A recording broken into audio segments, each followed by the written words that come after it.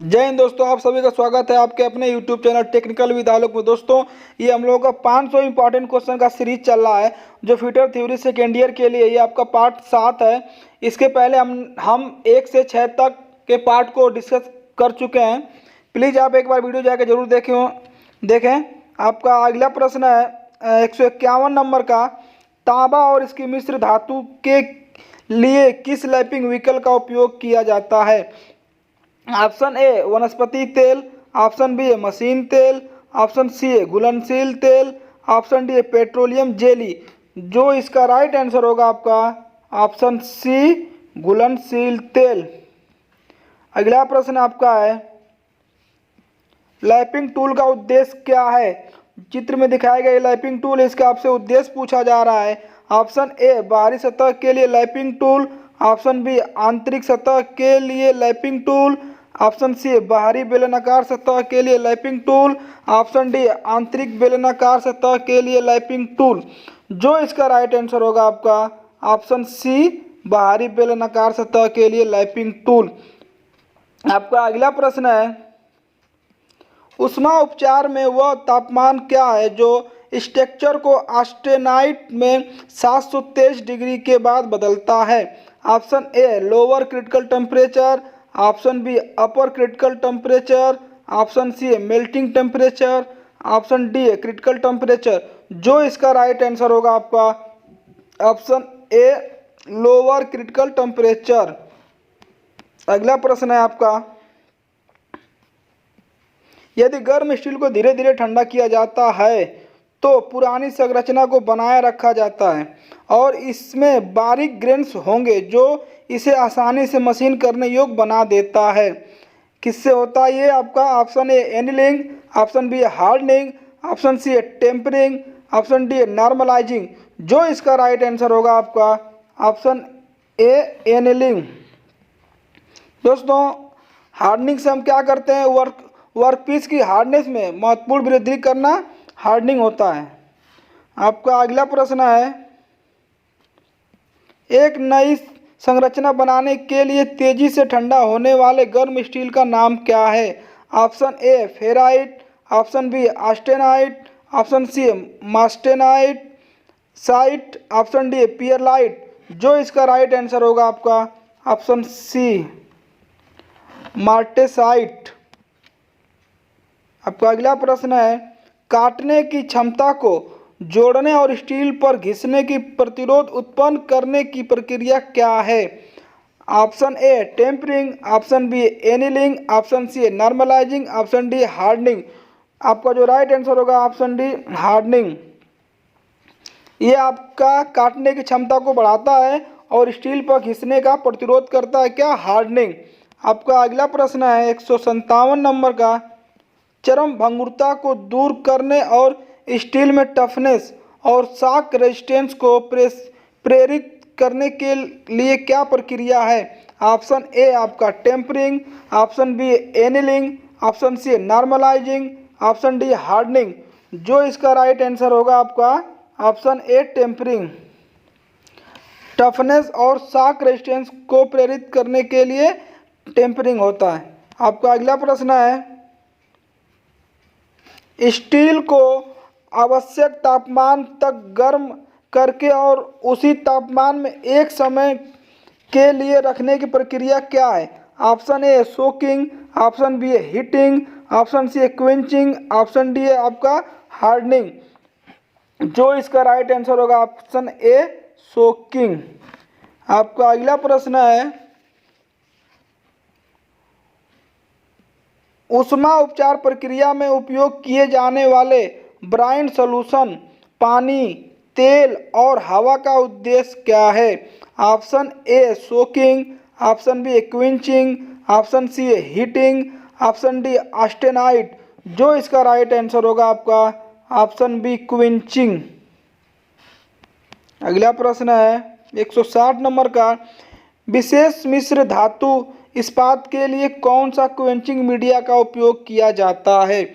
Option A आपका brine solution, option B है पानी, ऑप्शन सी है तेल, ऑप्शन डी है ठंडी हवा। जो इसका राइट आंसर होगा आपका ऑप्शन डी ठंडी हवा।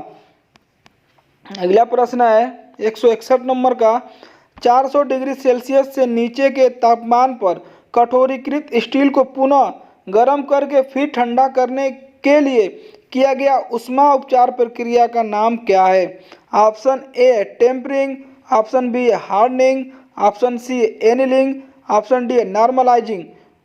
जो इसका राइट आंसर आपका होगा option A tempering. Option A आपका राइट आंसर होगा टेम्परिंग।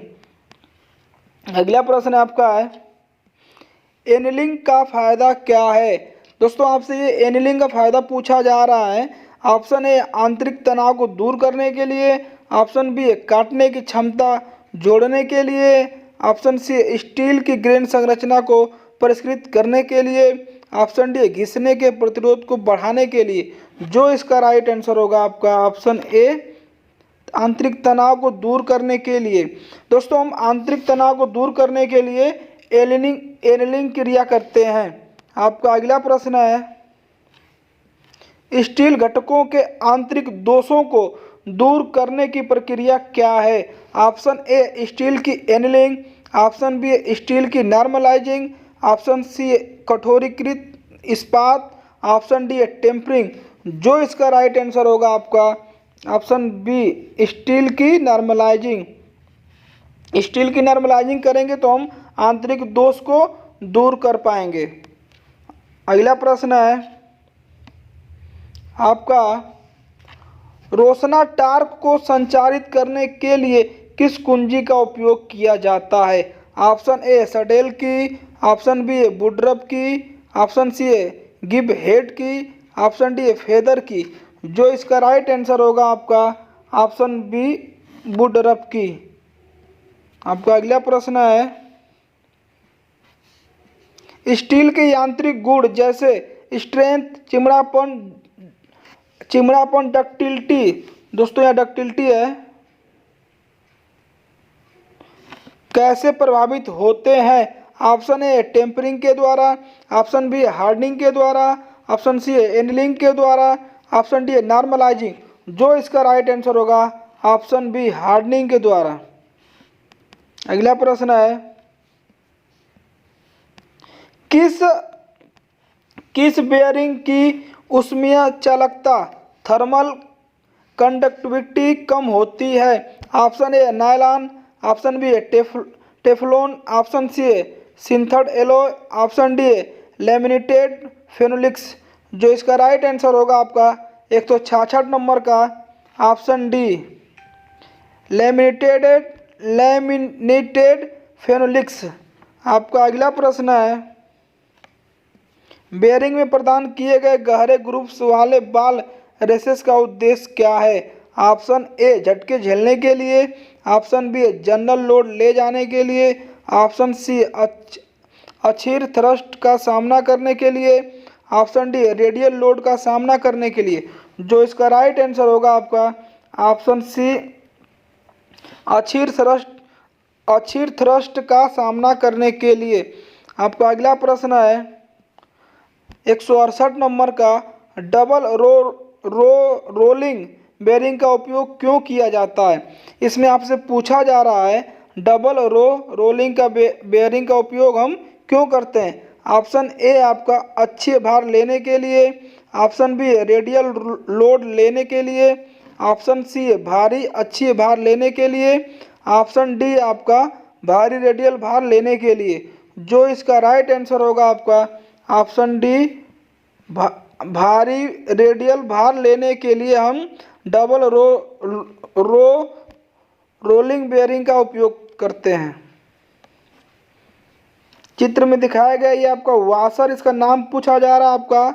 अगला प्रश्न है, इस वाशर का नाम क्या है? ऑप्शन ए आंतरिक प्रकार वाशर, ऑप्शन बी बाहरी प्रकार वाशर, ऑप्शन सी आंतरिक और बाहरी वाशर, ऑप्शन डी काउंटर संक वाशर। जो इसका राइट आंसर होगा आपका ऑप्शन सी आंतरिक और बाहरी वाशर।